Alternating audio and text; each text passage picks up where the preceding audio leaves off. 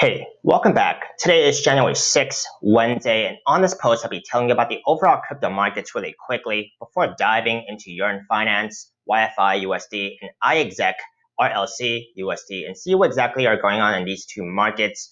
I'll be telling you about the bullish and bearish case scenarios for these markets, as well as the short-term price prediction, according to what I'm seeing on the charts. Before I begin today, if you guys are watching me on YouTube, do subscribe. If you guys are watching me on TradingView, do follow me, as I'll be keeping you updated on the latest crypto setups on my watch list, regardless if it's a good day or a bad day. If you guys don't want to support me and don't already have a Webull brokerage account, you guys can use my referral link down below. They're still giving away 4 free stocks as of today upon a successful sign up and a qualifying deposit. And I will also receive a referral bonus if you guys sign up under me. Please also read my full disclaimer below. I am not a financial advisor and this is not financial advice. I'm purely sharing my own speculations, opinions on this market. I cannot tell you the future, and you should always do your own due diligence before trading or investing in this market, as it's extremely risky and volatile. If you guys have any questions or comments, please only leave them in the comment section below, but I'll get to them a lot faster that way. Now let's take a very quick recap of what's going on in Bitcoin dominance and Bitcoin price action first, since I've already done a pretty extensive post on these two markets earlier today. But what I'm looking at on the Bitcoin dominance chart is a focus on the daily time frame right now, where I do see the daily candle is getting rejected after it has actually broken below the daily 21 simple moving average. So a very key signal here for the price action on this chart to continue further down. Okay, so if Bitcoin dominance continues downwards, I would be a lot more confident in trading altcoins. So this is what I'm looking at right now. And the next level of key support I'm looking for the price action to break to continue downwards would be the 50 simple moving average on the 12-hour time frame. Now let's go to Bitcoin price action really quickly and see what exactly is going on in here. On the Bitcoin price action chart, I do think the price action right now is running within a rising wedge pattern, even though it has not been completely validated yet, because I'm looking for 2 complete sets of swings up and swing down. We only have 2 complete swings up right now, but only 1 complete swing down. I don't count this as a swing down. So I'm looking for a full swing down to actually validate this rising wedge pattern. If it is validated, then I do have a breakdown target of about 33K, 60% chance of it breaking downwards if it is validated. But right now, given the bullish sentiment in the Bitcoin market, we'll see what it actually will do. Would it actually break upwards instead? So we will revisit this on either tomorrow or even the day following and see if I am right or wrong. Now let's take a look into YFIUSD and see what exactly is going on in here since the last time I have spoken. On YFIUSD, I did mention that on the daily time frame and 3-day time frame was what I was focusing on. Now that the price action has actually broken back on top of the daily 21 simple moving average, it is looking more bullish to me. Of course, the price action needs to stay on top of this moving average for me to expect the likelihood of more upward price action. See if it can actually do that. We have about 25 more minutes until this daily candle close. So it looks pretty solid right now. Let's see if it can actually stay on top of it. Okay. On the 3-day time frame, it is still very above the 21 simple moving average right here. So it is a good sign. That has been very strong support as I've been predicting. So staying on top of this would be a good sign for more bullish price action.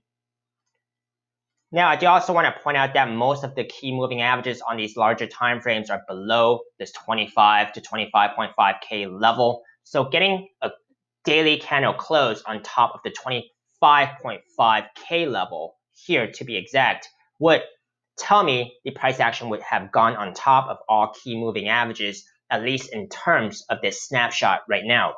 Okay, so let's explore the bullish and bearish case scenario here. Bullish case scenario has not changed. If we can actually get a daily candle close above the 25.5K level, then at this snapshot, it would tell me that price action is above all moving averages, which is a good sign that it is ready to continue making higher price action if it can actually stay on top of these moving averages, of course.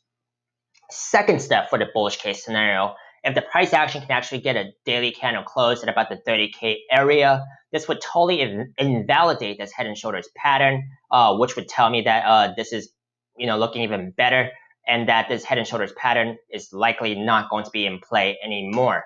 So that's what I'm looking for.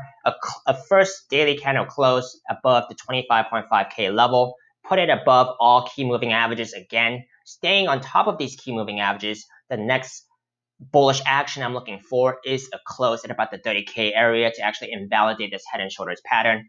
Now let's explore the bearish case scenario. If we start getting daily candle closes below this daily 21 simple moving average, that's a bad sign, reversing the progress that we have made here. And of course, if we start getting daily candle closes below this 22K neckline of this head and shoulders pattern, I'll be even more cautious then, because this tells me this head and shoulders pattern is still very much in play. Now let's take a look into RLC USD and see what exactly is going on in here. I have not done an analysis on RLC USD, so this is the first time I'm seeing it. Right now, right off the bat, I do see on the weekly time frame that it has formed a double bottom pattern already, and that it could already be playing out as this price action is going towards this neckline of this head and shoulders pattern.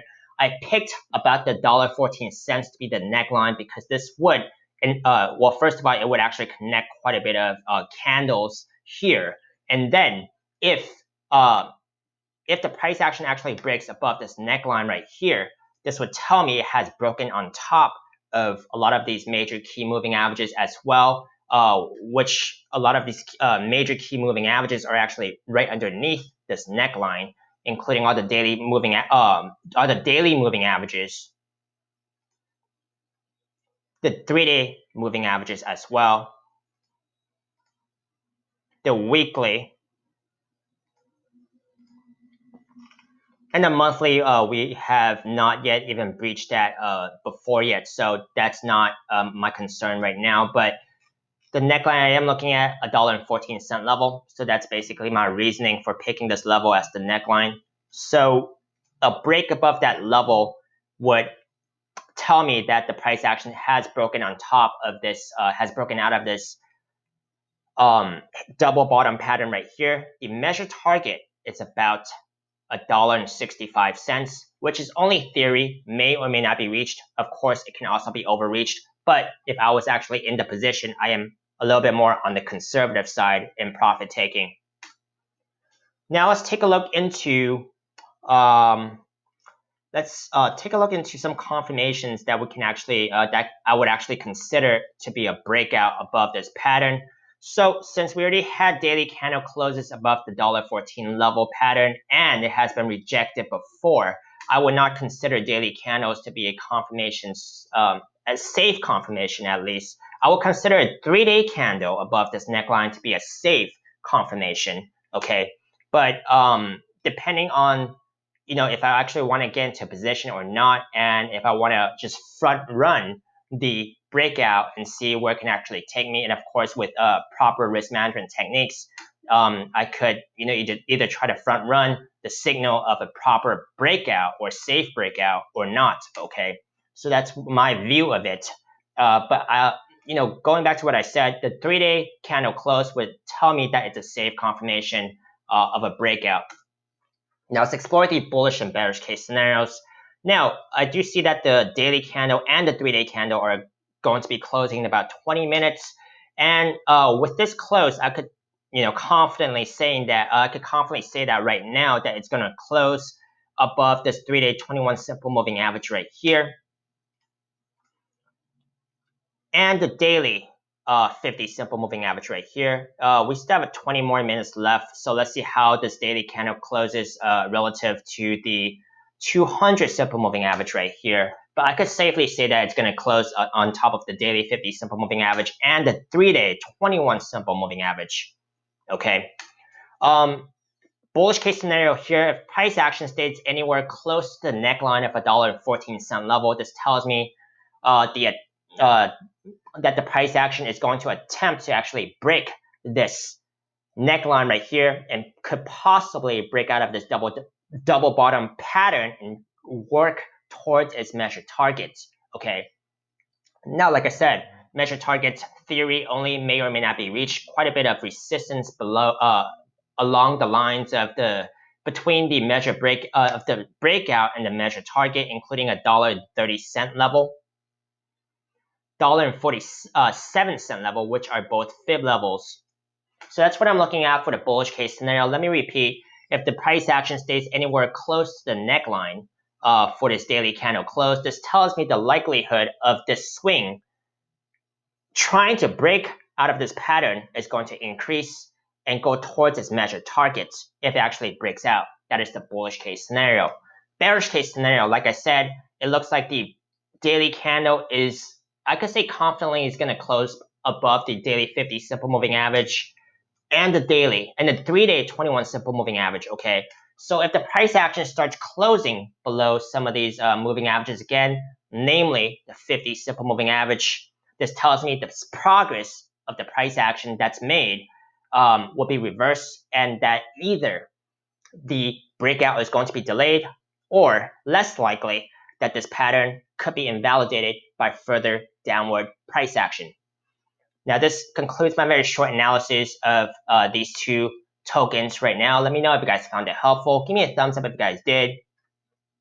Let me know your agreements, disagreements, feedback. I would love to hear them. Hope you manage your risk carefully. And if you would like to see any more of my most recently uploaded videos on YouTube, you guys can check out my links up here on YouTube. See you next time.